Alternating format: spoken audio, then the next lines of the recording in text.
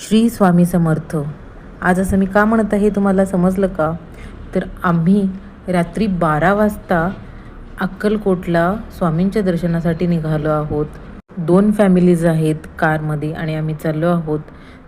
तर भरपूर वेळा 2 वेळा कॅन्सल झालं आणि ही तिसरी वेळ आपली जाण्याची ठरली आहे आणि आम्ही 12ला निघालो होतो. 6 वाजता पोहोचलो आम्ही अक्कलकोटमध्ये पुण्यावरून.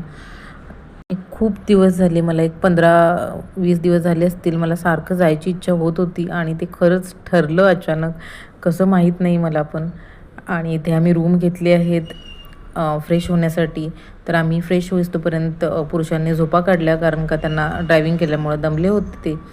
आणि आम्ही झोपा काढल्या होत्या कारमध्ये, त्यामुळं आम्हाला काही झोप आली नाही. तर आम्ही मुलांना फ्रेश केलं, आम्ही पण फ्रेश झालो आणि मला जाम भूक लागली होती. आम्ही वाट बघत होतो कधी ते उठतील आणि आपण नाश्ता करून घेऊ म्हणून. मग नाश्ता करायला आम्ही गेलो एका सेंटरमध्ये. तर तिकडे खूप सारे अवेलेबल आहेत सेंटर्स. आम्ही इडली, वडा, डोसा हे जे काय आहे ते सगळं, म्हणजे आपल्याला जे जे पाहिजे ते आपण ऑर्डर केलं वेगवेगळं आणि खाल्लो मस्त असं. तर पुढच्या मिनी व्लॉगमध्ये तुम्हाला दर्शन कसं झालं ते सांगेन. Thank you for